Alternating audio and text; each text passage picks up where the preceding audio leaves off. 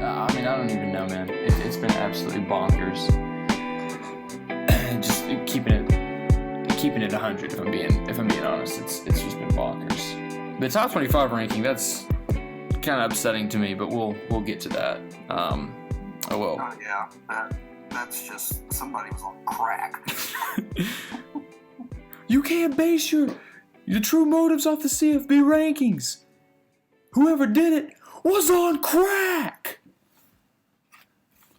They're terrible. Oh well. All right, I guess we'll get into it. All right, welcome to the Week 15 episode of the ENAGEG8 podcast. It's your boy Caleb with you guys, Steve. Buenos dias. Buenos dias, indeed. We've got a little bit to talk about from last week. Got some pretty interesting matchups that happened. Not really anything special, a couple of upsets here and there, but got a few things to discuss. Week 15 has a couple of matchups we're looking forward to. Some pretty standout performances this past week, and then a couple of stories breaking the news earlier this week that we'll get to. But as we do each week, we will start off with our biggest takeaways and surprises of Week 14. And Steve, you want to start us off, man? What stood out to you the most last week? I don't know what happened to Marshall in their time off. Oof. But losing to Rice as a 21-point favorite. Oof. And Rice not letting you have any points, taking the ball away 5 times from your quarterback, who had previously had 4 interceptions in his past 192 attempts. The Rice Owls came to play. And yeah. I'm very disappointed in the Marshall Thundering Herd. I don't know what happened in their COVID time off, if they got rusty. I mean, you're still the clear Conference USA champions, because I don't even know if they're even playing a conference title game, because half their teams aren't even playing. But good Lord above, what happened, Marshall? Yeah.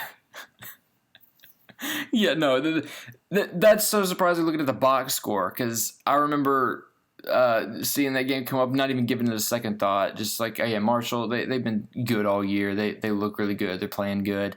I mean, they're 7-0. Yeah, they're ranked. It's whatever. Rice is 2. What are they, like 2-1 and 2, 2-1 or something? It was like, okay, yeah, whatever. And then next thing you know, at halftime, it's 10-0, and I'm like, what's going on with Marshall, man? Something's not right. And then I completely forgot the game was happening until it ended, and now it's 20-0. So, look, I'm with you. I don't know what the heck just happened. But shout out to Rice, I guess. But Marshall could have had a dream season there and kind of collapsed it in on itself in that game. It was a little rough there. I'm gonna go ahead. I mean, this is like the 2013 CUSA championship game. Yeah. Rice won that as well.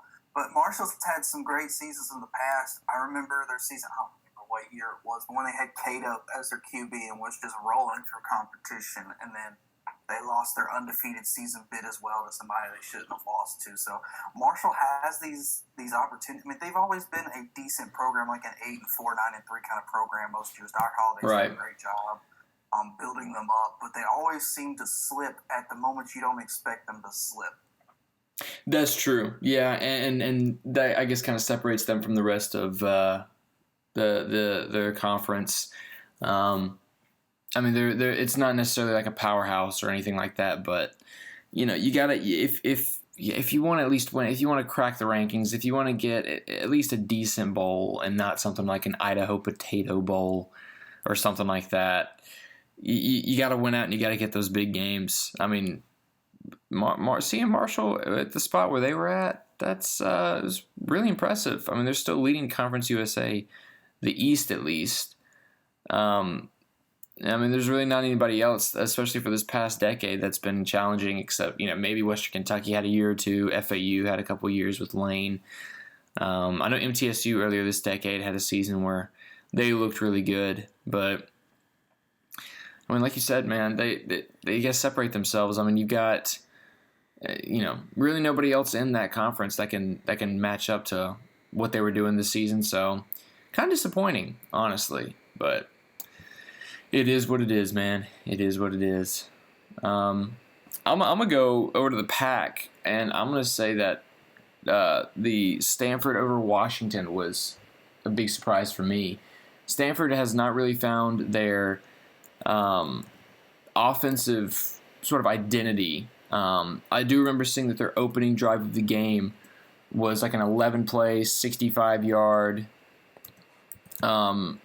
drive that took up like 5.5 minutes.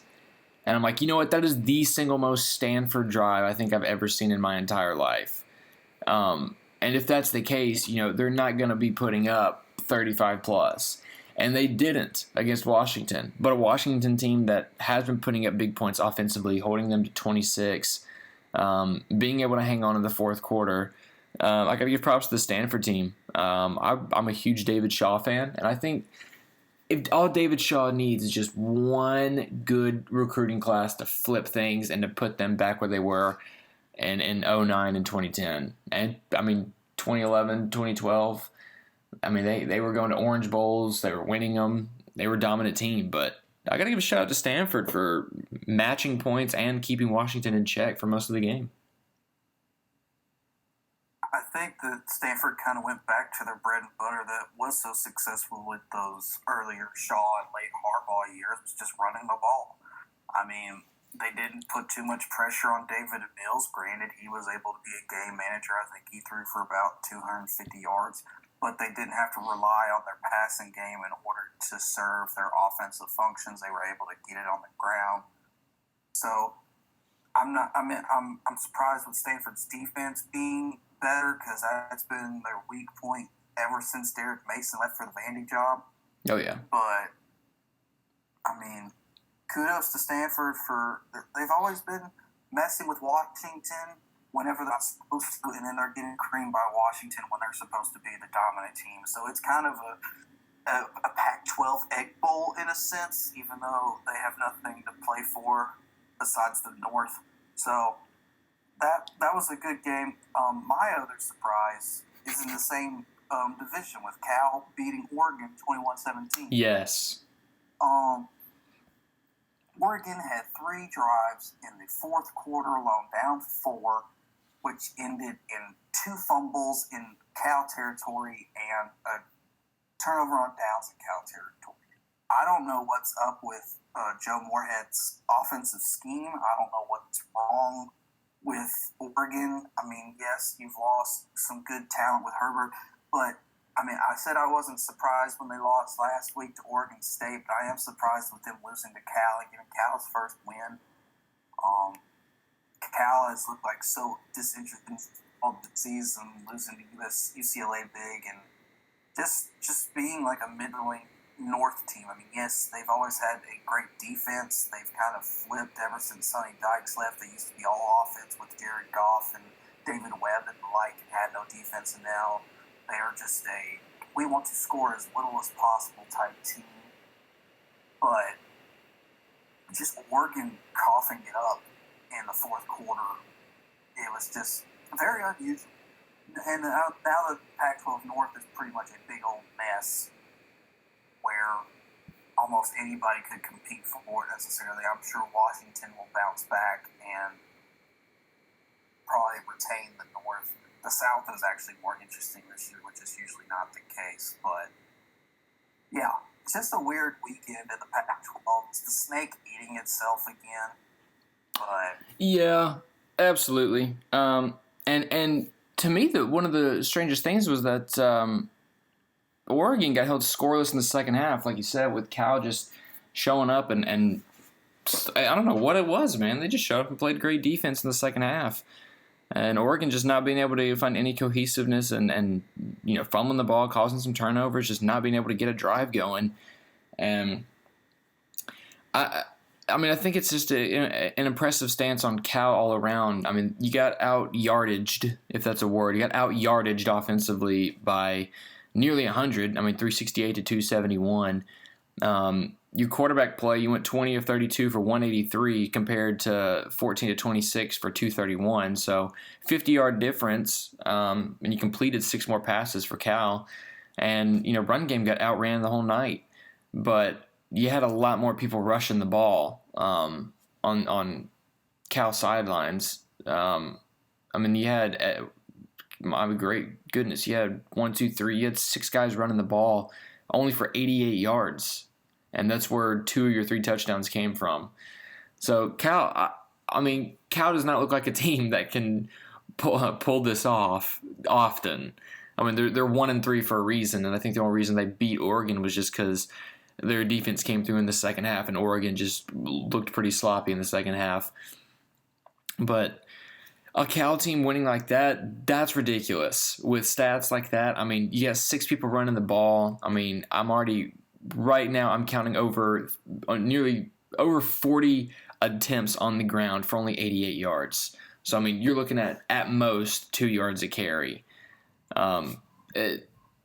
Very inefficient, but somehow still scoring 21 and keeping a pretty dynamic Oregon offense at times in check for the second half.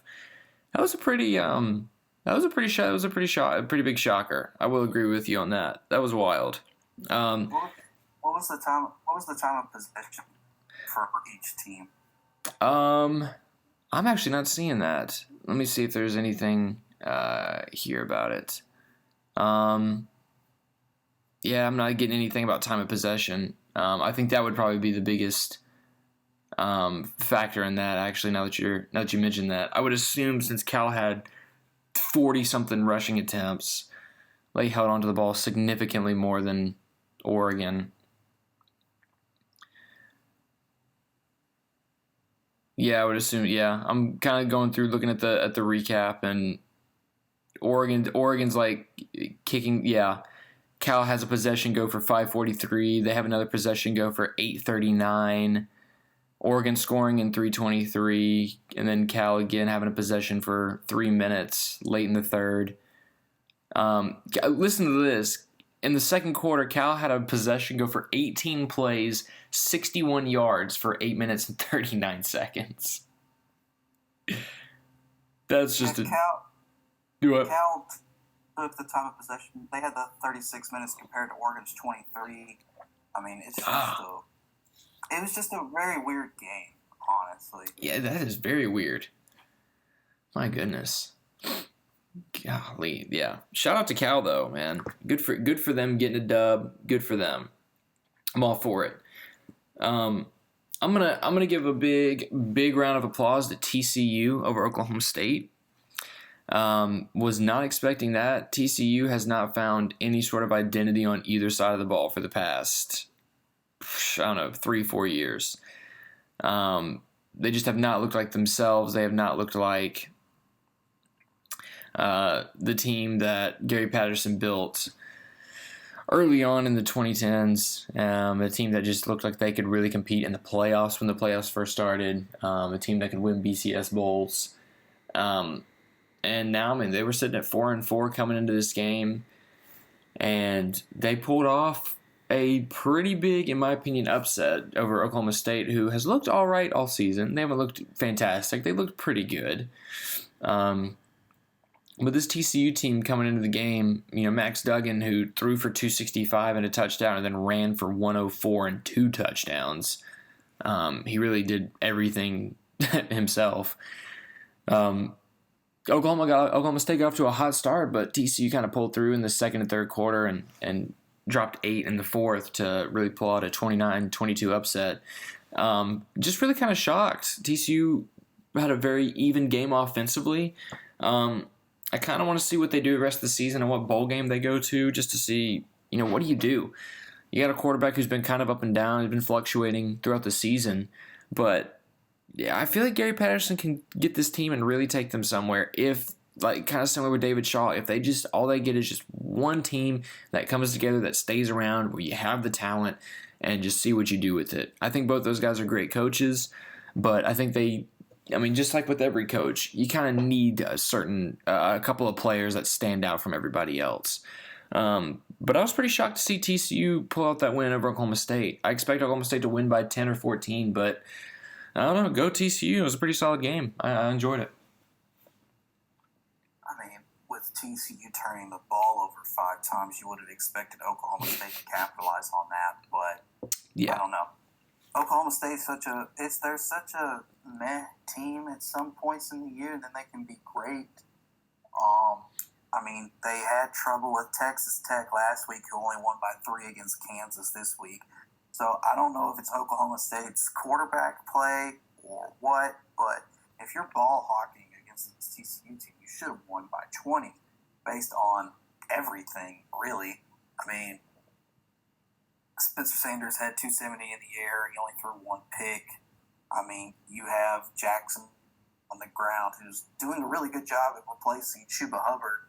But I don't know. Oklahoma State is just – they don't really want to be here, I guess. I guess losing to Oklahoma and just – I mean, losing their contention for the title game, I don't know if they're just taking a break. I don't really know. Yeah. Oklahoma State's, they've always had the potential to be great, but they always fail at the wrong times. Very true. Very, very true. Keeping it in the Big 12, my other surprise of the week, I made this look forward to game, and I apologize to anyone who actually watched it. Iowa State killing West Virginia 42-6. Oh, yeah. Oh, man. They just dominated from the start. This is the best 4-year run Iowa State's ever had in their history of football. Yeah. They're going to a Big 12 title game for the first time, or going to a conference championship for the first time since 1912. 12? 1912, baby. Oh my goodness. Yes, they're playing Oklahoma on the 19th at 11 a.m. kickoff. I don't really necessarily agree with Iowa State jumping Cincinnati in the CFB rankings. You're a 2-loss Big 12 title contender with losses to Oklahoma State, and then Louisiana Lafayette. You lost by 17. So yeah. I don't think Cincinnati should have dropped the spot just because they can't play a game due to COVID. But kudos to Iowa State for taking care of business against West Virginia. I thought it would have been a more competitive, lower scoring game, but Iowa State just took off from the start, and West Virginia did some cowardly field goals at the end of the game. Outgained West Virginia 483 to 263. No turnovers from either side, so it was clear Brock Purdy had a great day throwing the ball. 2023 for 247, 3 TDs. Breece Hall, just Mr. Consistent, having 97 yards. I think that's his 9th or 10th game with at least 90 yards this season. So just all around a rout of the West Virginia team. And I don't know, Matt Campbell could be going somewhere else this offseason. The way he's turned Iowa State into an actual contender. Really? You could see that happening? I mean, I don't know if Iowa State is his dream job. I don't know what Matt Campbell wants out of a job. He's turned this team from a loser squad in previous years to one of the most consistent teams, knocking down 7-8 wins a year. So this is a great year for Iowa State. I feel like this is the best opportunity for Matt Campbell to leave if he wants to leave. I don't know where he'd want to go necessarily, but could you see if Michigan let go of Harbaugh? Could you see Michigan pursuing Matt Campbell? I would see the Michigan job as a place to shoot. I could possibly see him jumping into another Big 12 job in Texas if Herman gets knocked out. Whoa, now that would be interesting. I don't really know what Matt Campbell's prerogative is. I don't know if he wants to keep Iowa State in this current state and then just keep building and making this a powerhouse in the future of Big 12 football, or if he's looking to jump ship while the ship looks nice and pretty. Very interesting, because I hadn't even thought about Matt Campbell leaving. I just assumed that Iowa State is where he wanted to be for eternity. But now that you mention that, I could see some big offers being pursued from Michigan or Texas even. I could definitely see that. Man, that would be interesting. I mean, God, because he has done a very good job at Iowa State. I'm not gonna lie. He like you said, he's turned them from being abysmal, bottom of the pack in the Big 12, to putting up 7 to 8 wins a season pretty consistently, and that's something Iowa State hasn't seen before. I mean, nothing like that since 1912, at least. And this season, clinching a spot in the Big 12 title game, probably mostly he's going up against Oklahoma. That'll be a very interesting game if Iowa State pulls out the win. And like you said too about them jumping. Go ahead. It's hard to beat Oklahoma twice. I really hope they can do it. I really want to see Iowa State in my sixth bowl. So very true. I'm yeah. hoping for the best for them. Yeah, I would. Yeah. Sorry. No, you're good. I would much rather see Iowa State over the Oklahoma. I mean, Oklahoma's done it past 4 years, and they've done absolutely nothing in the postseason. So, I would like to see Iowa State very much so take this. I think that would just be so much. That would be fantastic, man. It would be so much better to see them to win this game. And honestly, I'd like to see Matt Campbell stay. I think that'd be nice if he stayed, because I don't think him leaving would be the absolute best idea. I think if he stayed and kept building what he's doing, he could do something pretty special at Iowa State. My last week 14. Do what? Which we don't really even know what the job market is going to look like. We don't know if Herman's going to be able to be retained for one more year. We know that Harbaugh's AD has not had any comment on what the future of that program looks like. So it's too early to tell. I think maybe he stays one more year and maybe tries to improve off of this year, even though it'll be a hard task. And then I can see Matt Campbell maybe leaving at the end of 2021. We'll see what happens. But go ahead. Yeah, I mean, that's true. With no idea what the job market's going to look like, we're just kind of making predictions of what maybe we'd like to see. I'll wrap up our Week 14 takeaways with a game that I did not see going down to the wire, and a game that I did not see ending in such dramatic fashion. The Missouri-Arkansas game. That was a big shocker to me, because I didn't expect such a close game. In fact, I thought Arkansas would win by like 10, maybe something like 35-24 or something like that, in that range. Or it flipped the other way, Missouri winning by that. But I did not expect such an insane fourth quarter. My 32 points scored between the two teams in the fourth quarter. Missouri started out scoring 20 in the first half. Arkansas had 27 in the first half. And the doors just blew wide open once the fourth quarter hit. Third quarter was slow, just kicking field goals.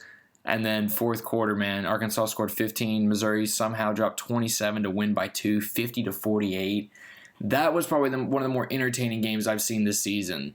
And I gotta tip my hat to both those teams for just putting on a show. That was a big surprise. I was not expecting an offensive shootout, and I was not expecting it to come down to the wire like that. But shout out to Missouri for the comeback and such an insanely close game that I was like, what is even happening? I was not expecting that at all. But that Arkansas-Missouri game was super entertaining, man. I had such a good time watching that. I mean, kudos to Arkansas. I don't know what happened to Felipe. You put in KJ Jefferson from Sardis, Mississippi. Is actually pretty local to where we're at, Caleb. But oh, yeah. He comes in and he puts up some good numbers. He was clean on the day, 274 through the air, 3 TDs. But I mean, he essentially kept Missouri in this game. I mean, Bazelak, I don't know if I'm saying that right. He's putting up 380 yards, no touchdowns, but it was a barn burner of a game. Kudos to Missouri for pulling it out. I thought Arkansas had it there when they went for 2 and got it. They left too much time on the clock. So, yeah, this Missouri team is an interesting team. I thought they were going to be really bad this year based on their first 2 games with Alabama and Tennessee. That Tennessee loss is looking worse and worse each week. Oh, absolutely. I mean, this is Drinkwitz' first or second year in the SEC. So I mean, it's not like he's fully got his recruiting in. His system was still being in effect. The off season was not a normal one, to say the least. So Missouri being third in the East, I would call that a success. I'd like to see what they do moving forward through the rest of the season. Maybe they get 6 wins out of it. That would be nice. But I'll talk about them in our Week 15 matchups. Absolutely. And with that, we'll transition into the Week 15 matchups. And I think this week has some that could be good, but like we've been saying this earlier, that these could be canceled. We were talking before we started recording that some of these are kind of looking a little iffy. Some of them may not even happen. Steve, you want to go through your first matchup you're looking forward to? Yes, we are going to the Mountain West, the Nevada Wolfpack versus the San Jose State Spartans. San Jose State, I think they're 5-0 on the year, ranked for the first. It's a big Mountain West matchup. Let me look at the standings real quick. Hang on. Great podcasting energy right here. Just scrolling.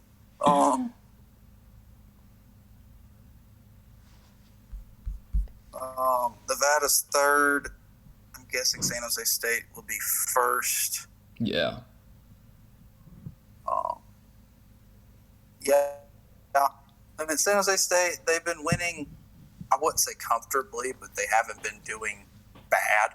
So it's going to be an interesting game. San Jose State is trying to retain their first place standings, and I'm assuming they'll be playing Boise State in the title game if they can win out against Nevada. Nevada's probably trying to sneak in for that. This is essentially a Mountain West play-in game for the championship. So it'll be really interesting. It's a late game. It's a 9 p.m. Central game. So I guess this is your Mountain West after dark. So, this will be an interesting game. Nevada's been a very pass-heavy team, while San Jose State likes to try and keep it balanced more so. This will be an interesting game for your group of 5 fans. Absolutely. Yeah, I'm kind of interested to see what Nevada does and San Jose State too, both kind of having a little bit of some surprising seasons. So I think it'll be really interesting just to see how that matchup goes and how they kind of respond to each other's strengths and weaknesses, how they take advantage of whether it be, Nevada's pass-heavy sort of style that they've been running pretty recently and what San Jose State can do to counter that. That'll be a very interesting matchup. I know there's always some group of 5 games that I find myself more interested in than some actual Power 5 games. And I mean, that's just been what the season has been. We've had some fantastic group of 5 teams that have just been playing their minds out. I mean, it's been crazy. I'm gonna shift it to the Pac-12, just a little bit east, a little northeast from the Mountain West. Just east, I guess. Excuse me, not east, west. What am I time? My cardinal directions are out of the place, man.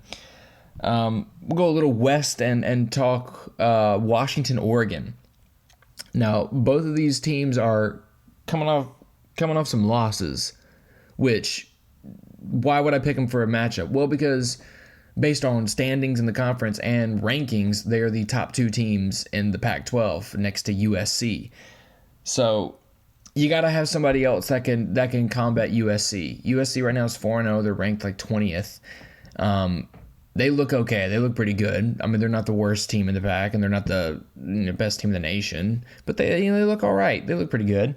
But you got to have another team that can compete with them. And I think Washington, Oregon's going to separate that. I feel like it's going to be Washington, but Oregon coming off a pretty strange loss, or a really strange loss. It'll be nice to see how they do and see if they can really kind of recover from last week and then actually go up against a pretty solid Washington team and pull out a win. Because you got to have somebody else besides USC. But yeah, Washington, Oregon, that's who I'm looking forward to. I mean, essentially, this will be your Pac-12 North representative unless something just goes completely awry. Jimmy Lake, first year, I think. Yeah. Being head coach of Washington once Chris Peterson stepped down. He's done a good job of just, I guess, being resilient. I mean, you had the Utah comeback. You've been a competent team, which is good at the time of COVID.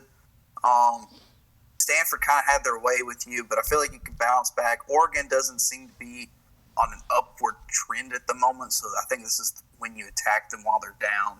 I see Washington squeaking this out, but who knows what happens when the Pac-12 teams start to play. Yeah, it's all over the place, man. It's all over the place.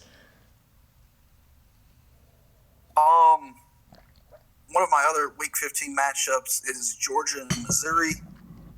This is a good checkpoint game for the Drinkowitz campaign to see how much Missouri's progressed over the season. Started off shaky with their 2 losses, as I previously mentioned, but I feel like they've come into their own over the past few weeks, had that great game against Arkansas. I'm not expecting them to win against Georgia, but I'd like for them to be a competitive game, which will be difficult now because JT Daniels has brought just a fiery energy to that lacking Georgia offense. So I'd like Missouri to keep it within 2 scores. We'll see how that goes. But, yeah, that's one of my matchups this week, just to see how the East is going to shake up for the future with Missouri's new coaching hire and just overall the East in general. Because I like a competitive East. We normally don't get that except for Florida and Georgia. I'd like for Missouri or Tennessee or Kentucky to be that third dark horse team every season, but it's difficult at the moment. Yeah, for sure. And I think that's what the East needs the most right now. The East needs to be as competitive as the West in the SEC. In the SEC, last year you had 3 teams that could have made a big playoff push. Of course, LSU, who took it all last year. Auburn, who beat Alabama and was also a 2-loss team ending the season, or 2-loss team going into their bowl game against Minnesota. And then Bama, who was a 2-loss team. And their only 2 losses came to LSU and Auburn. So you had a super competitive West last year. Insanely competitive West. And in the East, though, you really only had Georgia. Florida looked pretty good towards the end of the season, and not even to mention A&M. Sure, they went 9-4 last year, again with Jimbo, but they finished in the top 25, and they looked like they had some momentum going into the end of the season. So the East definitely needs to find a little bit more competitiveness and more strength overall. It's Georgia and Florida, and then nobody else.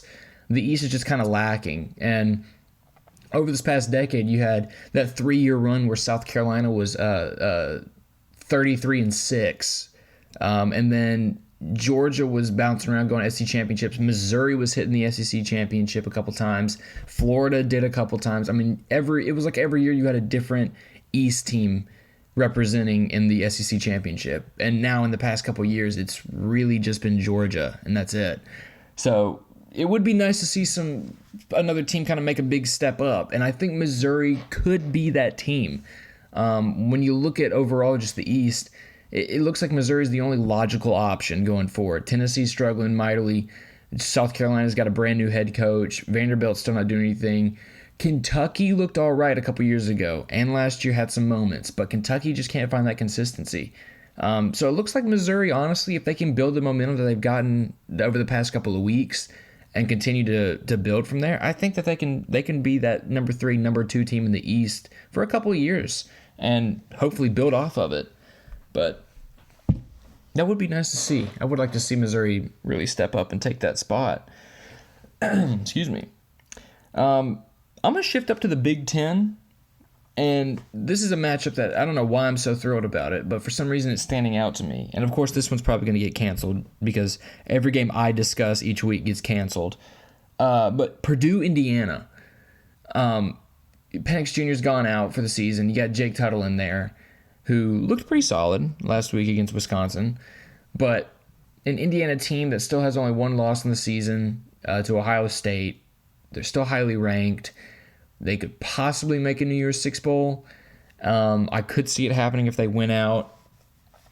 But going up against a Purdue team that never looks dangerous until you say it out loud. And what I mean by that is when you go into a game against Purdue and you're like, it's just Purdue. For some reason, that's when Purdue is at their most dangerous. I mean, hanging, what was it, 49 on Ohio State? Were they the ones that dropped 49, or was that Iowa? Iowa dropped 55. That's right. Iowa dropped 55 and Purdue dropped 49. I mean, you got Rondale Moore, and that's pretty much all you need offensively. But I'm expecting Purdue to pull something crazy out of their hats and keep it close. I think Indiana's going to win, but I would like to see how Indiana responds coming off a very defensive-heavy game, going up against a very underestimated Purdue Boilermaker team. I think it'll be kind of close, a lot closer than people are expecting, but Indiana-Purdue, I think that'll be a pretty good matchup, a very surprising matchup this week. I mean, yeah, every time they play for the old Oaken Bucket, stupid things happen in Indiana-Purdue. I remember last year, I think it went to double overtime. Yeah. Single overtime, I can't remember, when Indiana was up by 2 scores with like 5 minutes left in the fourth or something like that. So, I mean, I would expect Purdue to be competitive. I don't know how much offensive firepower that Indiana has. I know Tuttle will get used to the starting role sooner than later. I mean, I think his first start was against Wisconsin, and so he did what he had to do, and he tried not to do too much, and that's how they kind of just conserved their points. And I don't know what's happened to Wisconsin since their beginning of the season, but I see Indiana pulling this out, probably like a 17-14 kind of slugfest. We'll see what happens. Yeah. Very true. I'm going to stay in the same region, but I've got to get my MAC game in of the week. Let's go, man. Let's go. Yes. Western Michigan and Ball State. This is for your MAC West representation. Absolutely. Western Michigan had a shootout with Eastern Michigan, who gained their first win of the season against Western Michigan. So Western Michigan is undefeated no more. Ball State's been taking care of business. They took care of Central Michigan last week, and therefore we've got 2 4-1 teams trying to see who's going to play the mighty Buffalo Bulls in the MAC title game. Should be a good game. I don't know how this will go. Most MAC games tend to be high scoring, so expect some points. Absolutely. And I think that's my favorite thing about the MAC is that every single game is a toss-up, and every single game could be the game of the season. I'm obsessed with the MAC. I love the MAC. I think the MAC is just the single most fun and entertaining conference in all of college football, because it's the kind of football that you never want to look away from, because anything can happen on any play. But seeing these 2 4-1s, these symbiotic 4-1 teams here, I think Ball State's going to pull it out. I really do. I think Ball State's going to pull it out, because Ball State very rarely has a season like this. But when they do, they capitalize. I can remember, I think it was 6-7 years ago when Ball State had like an undefeated record going into like week 11 or something, and they got put in the AP rankings. And I remember just how insane it was. And I think they finished the season with 2 losses or something like that. And I think the only 2 losses they had were to Power 5 teams. So I expect Ball State to take advantage of the success they're having this season. And I expect them to put up some pretty big numbers. I mean, I'm expecting maybe a late 30s, early 40s kind of shootout where most of it happens in like the fourth quarter. But I do expect Ball State to pull out the win. But that'll be an excellent matchup. I'm hyped for that one, man. I think I done goofed, and I think I picked 2 games in the Big Ten. You know what? It doesn't matter. Actually, I'm going to flip it. I'm not going to... You know what? I'm going to stick with it. Whatever. I'm going to stick with this team in this game of the Big Ten. Probably going to get canceled as well, because both these teams, or one team has had to cancel like 4 games already. I'm going to go Wisconsin, Iowa. Wisconsin is one of those teams that I'm not really sure what to think about them right now. I'm not really sure if I'm fully sold in that Iowa is a great team in the Big Ten right now. they're on a kind of a hot streak. They've started 0-2 and they've won 5 straight.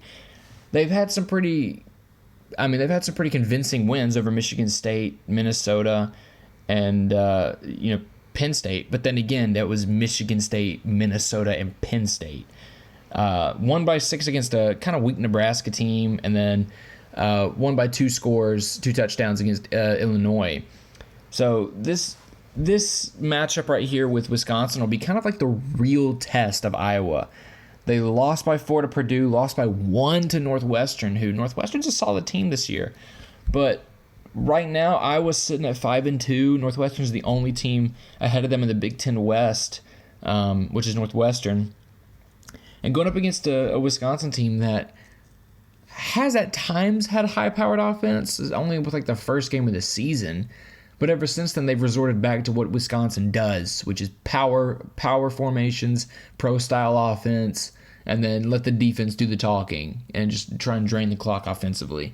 So I'm going to be kind of looking for this one, kind of expecting some smash-mouth Big Ten football. But at the same time, I think Wisconsin needs to step on the gas pedal and really go for it all here. I mean, you're 2-2 right now. You were supposed to be the team to compete with Ohio State in the Big Ten, and you're not there. So I'm expecting Wisconsin to go all out offensively on this game and want to see if Iowa can respond offensively as well. I don't even know if Wisconsin's actually good because their first 2 wins were against Illinois and Michigan, who have been blundering in the bottom tier of the Big Ten West and East, respectively. I honestly feel like if Iowa didn't mess around with Purdue and Northwestern, they could be undefeated and in contention for the playoff right now. Yeah, absolutely. But I feel like Iowa's going to take care of this game. It'll be a low-scoring game. You know how Big Ten games usually go. Very true. But I don't know, it's just a very Kirk Ferentz Iowa team. They're going to be tough in the trenches, and they're going to do what they have to do, but they're not going to be flashy about it, and then they'll go down the field, kick a field goal, and be fine with it. So I expect Iowa to take care of Wisconsin. I don't know what it'll be. It could be a 17-10, could be a 21-24 type of deal. But I don't know what's Wisconsin's problem. Yeah, and neither do I. I mean, they hung 40-something against the opening game, like you said, and then against Michigan, I think they beat one of like 49-11, and it was like, or 42-11. So it's like, okay, so this Wisconsin team's legit. They've got a great offense and statistically the number 1 defense in terms of yards and points, I believe. I mean, they're first in rushing and passing defense. So this Wisconsin team obviously can hold their own, but then again, they've only played 4 games. And then the past 2 games they've played, they haven't scored more than 17 points. So how do you drop 40 plus in 2 games, and then you can't even drop 20 in the next 2 games? So I think that they're just struggling to find an identity. I think they just kind of, I'll be honest, I think they kind of got lucky. They just knew what play calls worked, and Wisconsin opened up the holes, and they were able to score points. And then the past couple of weeks, they've just kind of fallen apart entirely on offense. Defense has been holding their own, but if their offense played like it did in the first 2 weeks, then we'd be looking at Wisconsin being one of the best teams in the nation, just based on yardage allowed and yards being they've gotten in the game. But I'm really shocked about this, and that's why I think with this Iowa game, I think it will be kind of a defensive slugfest in the first quarter and a half, and then I think Wisconsin's going to do what they can to just explode offensively and try and get it done. And with Iowa, I mean, it's the same thing with them. They don't have an explosive offense, but it will be interesting to see how they respond if Wisconsin does bring out the big guns offensively. But I'm expecting the game to end up in the 30s because I just think both teams, something's going to give, and they're just going to have to go all out and score the most. But I do see Iowa taking this one for sure. And now we both have North Carolina-Miami as our final Week 15 matchup. Absolutely. Miami is still hanging around there at the 10th spot in both the AP and the playoff polls. Just they've been trudging along and getting close call wins. I feel like North Carolina will be a good test for their resilience. Sam Howell and that team loves to score fast. I don't know. This will be a good test. I'm sure Clemson will still get to hang out with Notre Dame in the ACC title game, but Miami not losing this will just keep up their slim hopes of that chance to play Notre Dame. Excuse me. Yeah, and I can see Miami taking this one. I think Miami's got it. I think after they had that one loss that people kind of just wrote them off, which, sure, I can understand that, but I mean they're 7-1 right now. They have a pretty solid offense, a top 30 offense, and I mean they got destroyed by Clemson, but they've won 5 straight, and only one of those games, or really 2 of those games, were pretty close. But I mean they put 48-0 on Duke, and then 31-19 to Pitt, and so the offense looks like it can score at will at times for pretty much all season. And defense has been keeping almost every team in check. I mean, only three of their 8 games or 9 games, have they allowed more than 30 points, which is pretty good. That's pretty solid, especially in such an offensive-minded offensive-minded conference in a sense. Such as Clemson and Louisville, that they played Louisville and held them in check for a little bit. But I think this UNC team, I think they're going to struggle a little bit. I think Sam Howell is going to have kind of an off day at times, and I think that's going to put UNC behind too far. But I do see Miami taking this and hanging around, and who knows? Clemson may take a fat L and not be able to rematch. Or if they take an L against Notre Dame again, which that looks like it's their next game on the 19th. If they lose again to Notre Dame, I can see Miami possibly slipping in to a not a playoff spot, but slipping ahead of Clemson and taking a bigger bowl than Clemson possibly. Just based on the fact that, I mean, they've won 6 straight and they look pretty solid, but I don't think UNC will be able to hang on with Miami right now. I just think Miami looks a little too good. They've got too much momentum going for them. And I don't think Sam Howell is going to be ready for this Miami team, but I think it'll be a really fun game. Yeah, I mean, I see this as a high-scoring game, maybe. Derek King has been somewhat inconsistent when he comes up against good defenses. Clemson certainly showed that he still has a long way to go, but I don't see Miami making it into any New Year's Six bowl. I see them making it into a respectable bowl, but the way Clemson lost to Notre Dame last time, if they do it again, it'll probably be close again. Clemson only dropped 3 spots or 2 spots in the playoff rankings just with Notre Dame beating them. So I don't expect Miami to make it into New Year's Six bowl unless something just strange happens. But kudos to Manny Diaz on putting together a decent team in a year where no one's really even talking about them. Yeah, for sure. You wanna run through MVPs pretty quickly, and then we'll wrap it up real quick with a top 25. Something what stands out to us about that. But who you got as MVP this week?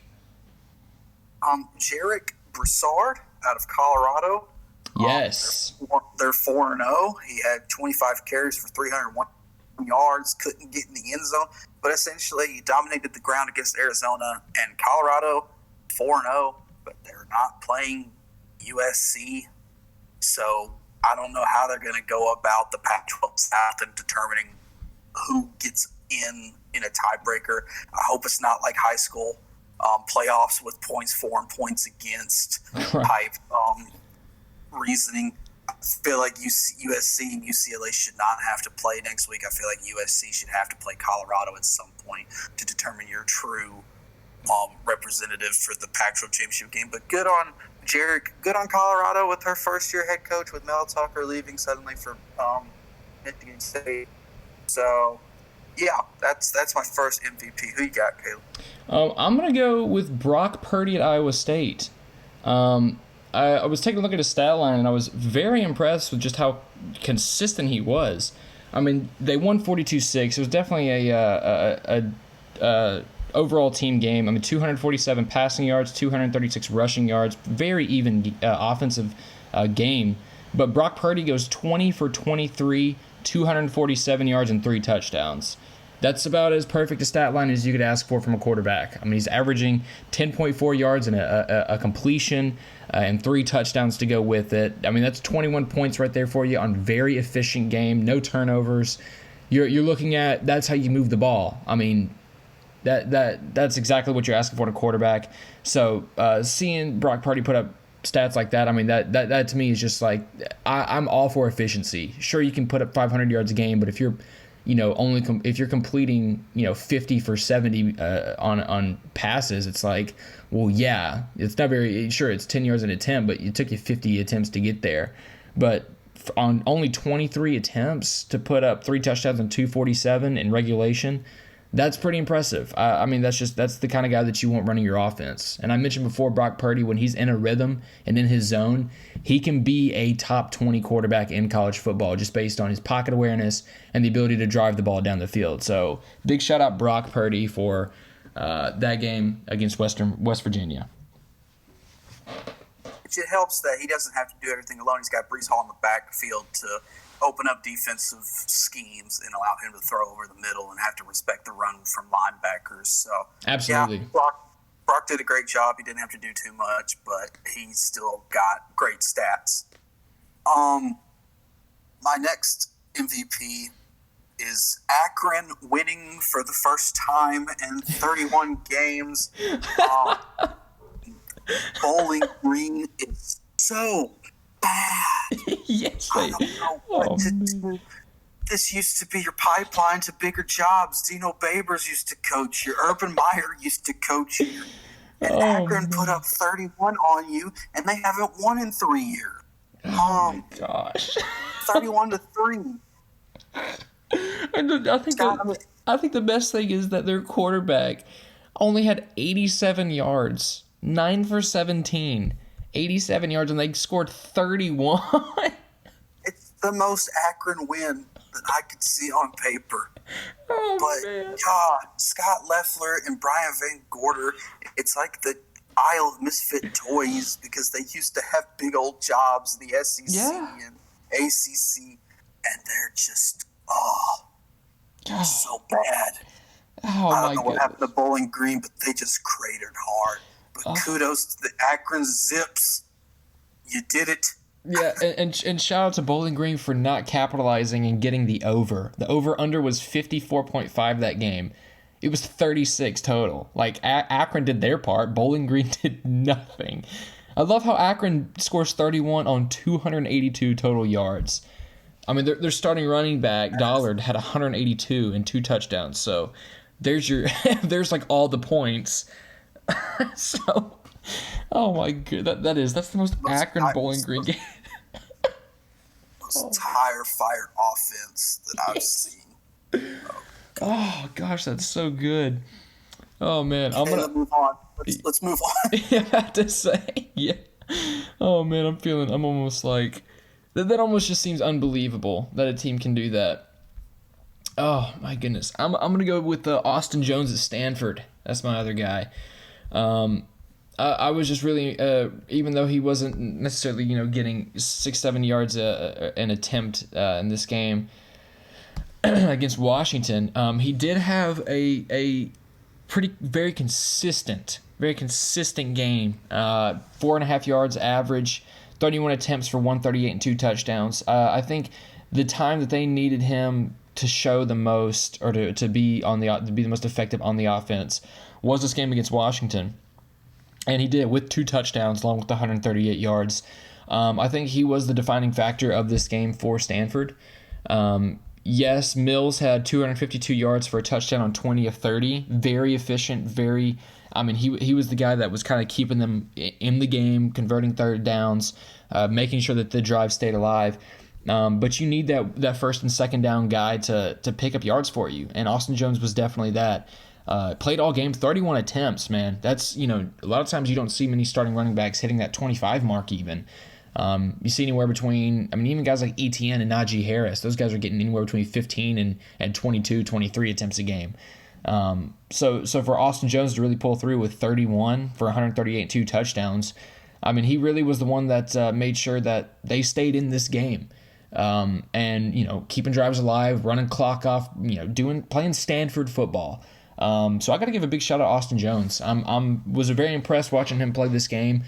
Very physical game, even though he's not the biggest back. I think he's only like 5'10", 190.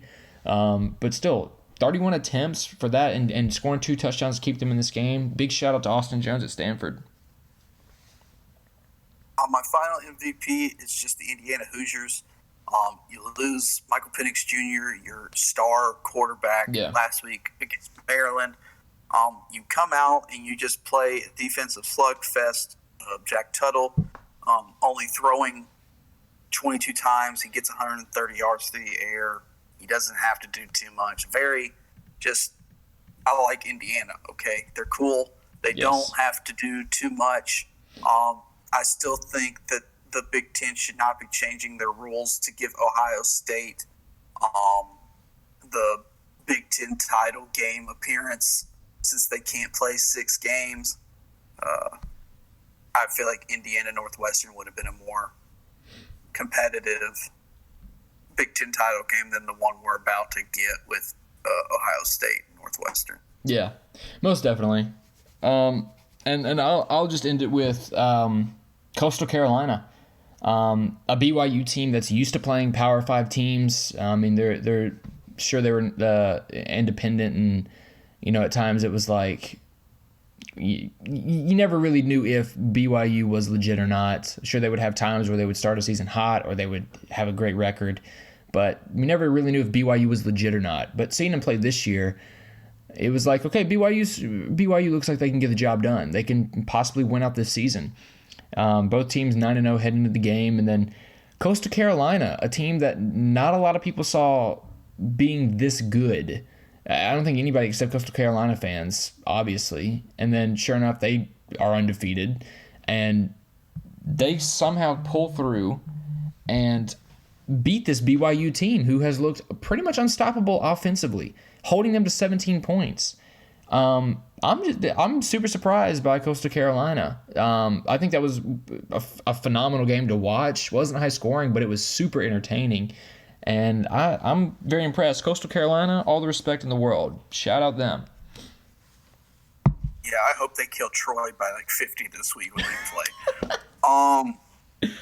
Honestly, just shout out to the Sun Belt. I feel like they have given us the most exciting games this year. They've been in the spotlight the most than they've ever been with, just off of week 1 with Louisiana Lafayette beating Iowa State, and then Kansas State losing to Arkansas State. You have App State in Louisiana and Coastal Carolina just slugging it out in every game.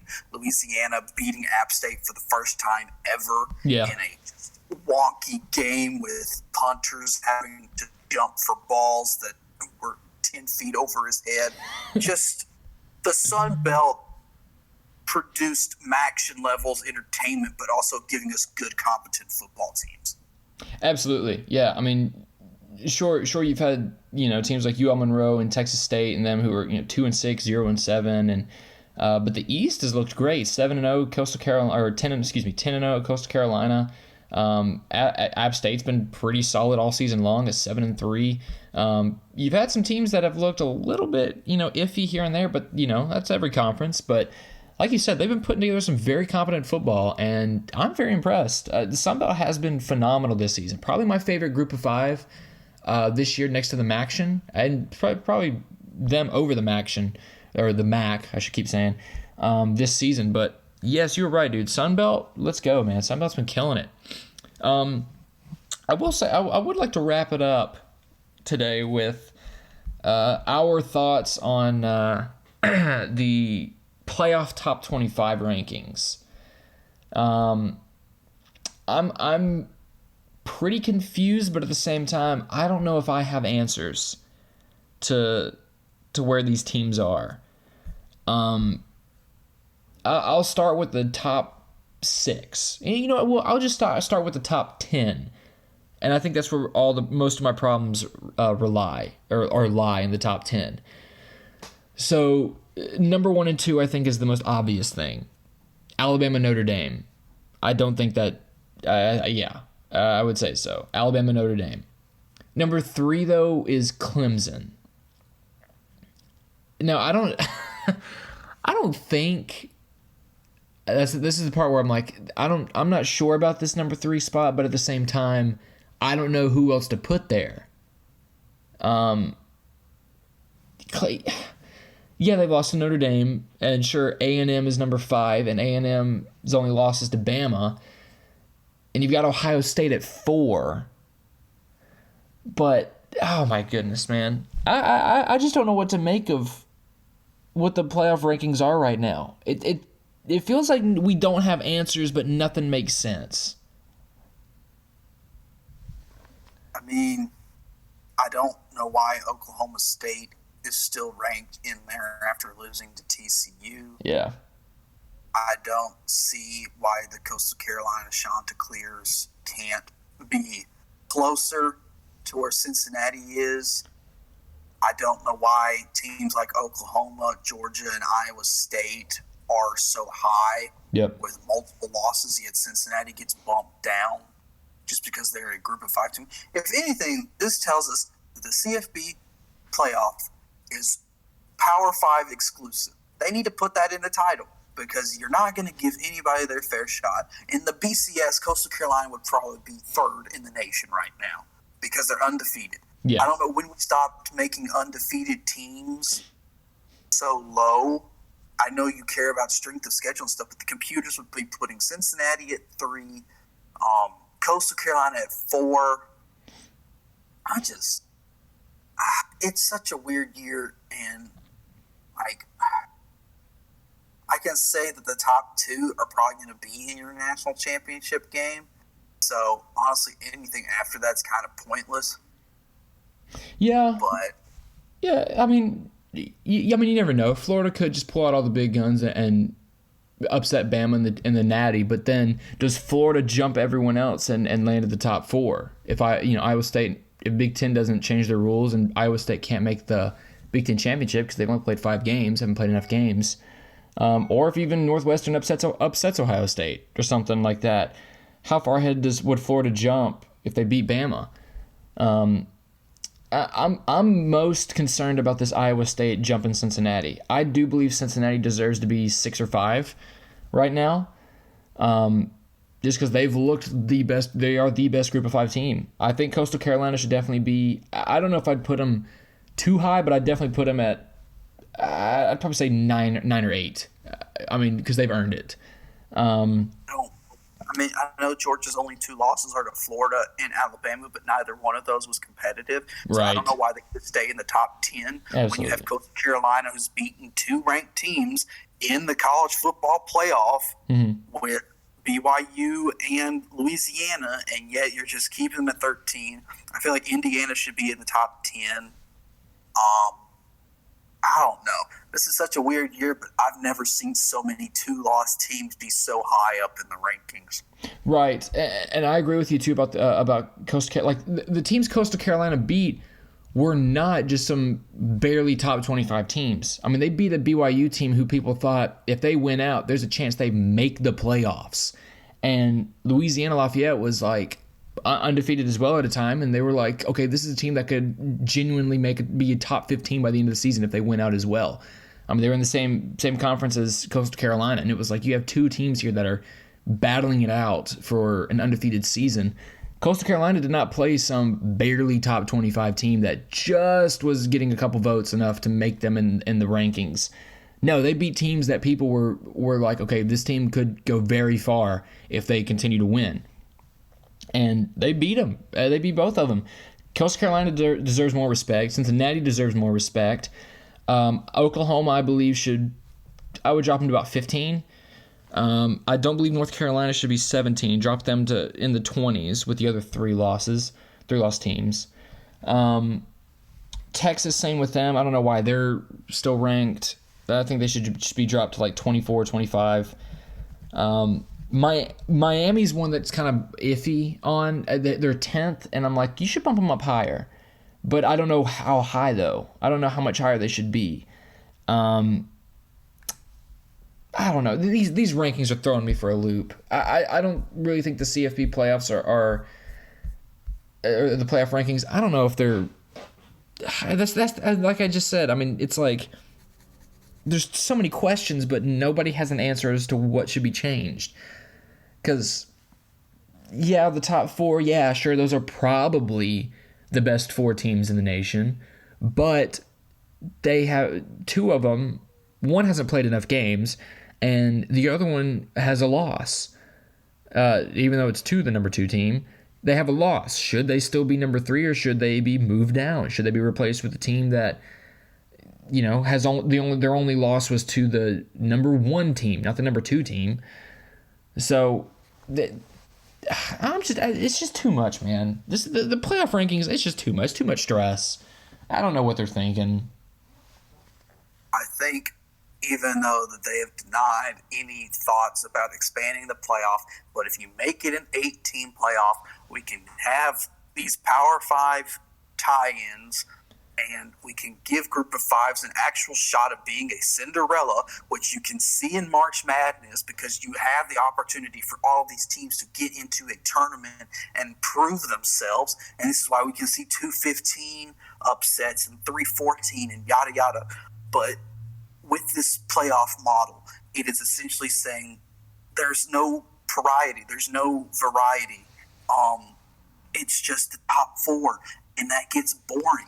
I mean, if they're not going to expand, I feel like that the Group of 5 should separate themselves from the Power 5 teams and go do their own stuff in their own conferences and have their own playoff and own national championship, and let the Power 5 teams play all season, because that would be more interesting, so you don't have Alabama killing these SoCon teams in November. You would have to have Alabama and Miami and all of these schools playing Power 5 competition all 12 games of the year. And we've seen how fun that can be this year with all of these conference-only schedules. You're seeing teams lose when they usually don't lose and whatnot. So the college football playoff is a step in the right direction whenever it was introduced, but it lacks the BCS fun of a number 2 ranked South Florida in 2007. You will never see that right here and now unless they beat Alabama, Notre Dame, and Clemson in back-to-back-to-back weeks, and even then they'd probably still be 5th in the nation or something. Yeah. So, yeah. The college football playoff does not care about the Group of 5. It only cares about Power 5 because those teams bring in more money to them, and that's all they care about is money. So either expand the playoff to 8 teams and let some Group of 5 tie-ins or just at-large bids be in play.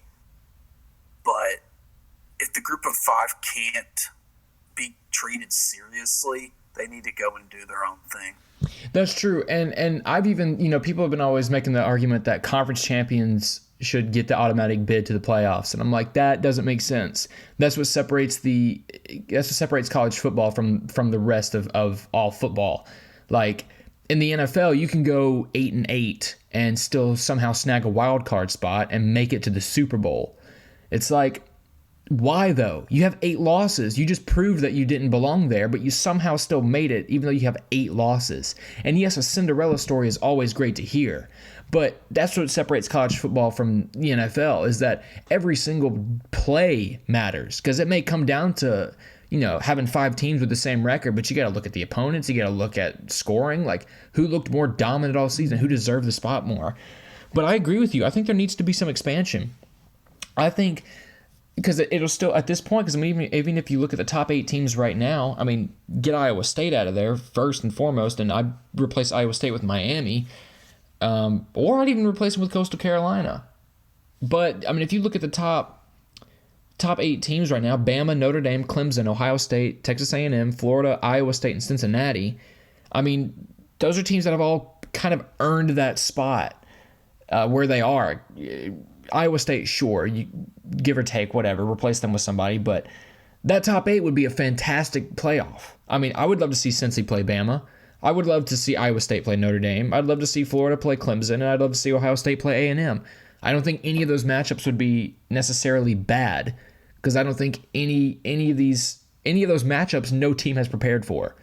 Like none of these guys could, there's no SEC matchup, there's no conference tie-ins or anything like that. It's just like random matchups going at each other. So nobody's prepared for it, and I think that's what would make an 8-team expansion great.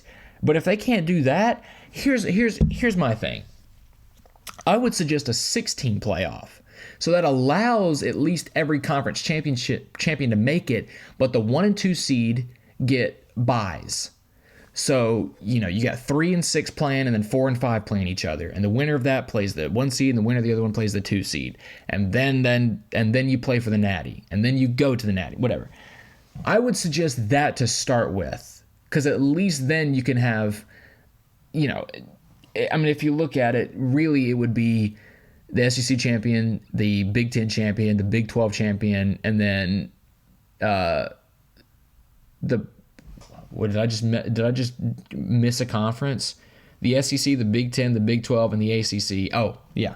And then your Pac-12 champion would probably be the 5, just because every year something happens where a Pac-12 champion finishes with 2 losses and they're ranked like 5th. And then your 6th would be that wild card. But, of course, so many people would hate that, I feel like. So I think an 8-team expansion would probably be the best choice. But if they can't do that, man, just at least one season. Just one season, try something. You don't have to lock in something for 5 years. Just change it. Just make changes. Why does it have to stay the same? I'm just tired of seeing the same 4 teams. And I don't think they realize how much more money they can bring in by expanding the playoff, because you can turn bowls like the Capital One Bowl or the Citrus Bowl into playoff games. Yes. And bring in more revenue than when you would with just the 2 semifinals and a national championship. You can move bowl games up in December. You don't have to leave them in January 1st in that area. You give time for people to prepare after their conference title games, but not too much time, because they probably get bored. And so you give them 2 weeks, you let them play their quarterfinal, their semifinals, and then their national title game without really messing up with recruiting and stuff. So yeah, exactly. Because if you follow the normal schedule of a season, the season ends in like the first week of December or the second week of December, and then bowl games start, or conference championships usually start. Because we had a late start to the season this year. Conference championships are usually the first Saturday of December, first or second Saturday of December, and then bowl games are starting mid to late December. Like on the 17th or 18th is usually whenever bowl games are really going, and you have like 7 a day at that point. It's like, yeah, why don't you just have a playoff weekend, like the last Friday and Saturday of the year, and you have your, on Friday you got your, I don't know, your 3 and 6 and your 4 and 5, and then the next day you have your 1 and 8 and 2 and 7 or something like that. And that's what you do. You have your big matchup, you have your playoff weekend, and then the next weekend you have the next game, and then you have, after that it's on to the Natty, and so you take a week off and then you play. And by that point it's like mid-January. You're only a week behind normally. You're playing. It's very similar to the NFL. The NFL has their wild card weekend, and then the next Sunday they have their division, and then the next Sunday is the championship week off, and then there's the Super Bowl. So it's like, it's no different. It's just a week less of games. So just please do the 18 playoff. It's more football. That's more money, and you're still not burning your players out. It's only a week more of football than what you normally have right now. Makes no sense, man. NCAA is crazy. Oh, well. I don't know why they think they need to have so much time in between games being played. Just treat it like the NFL playoffs and give people a week to prepare like a normal regular season matchup. Yeah. I don't know why you think you need more time to prep. So, yeah, those are our qualms with the college football playoff. Oh my gosh, man. I think on that, I think we'll just wrap it up here just because we've covered pretty much everything about that. I feel, I mean, we'll probably have some more discussion later on as rankings come out after championship weekend and stuff like that. So, week 15, gonna be pretty interesting. Excited to see it play out. Hoping for maybe something crazy to happen that'll shake up the top 5, top 4 even. Would be nice to see something new happen. But I don't know. With this whole week going on, with Ohio State, Michigan getting canceled, that may just be the final nail in the coffin for Jim Harbaugh. So I'm expecting some big news to happen after this Saturday. But other than that, man, I think that'll wrap it up for us here at ENAGEG8. From Steve and I think we will just let you guys go. Have a good one, and we will see y'all next week.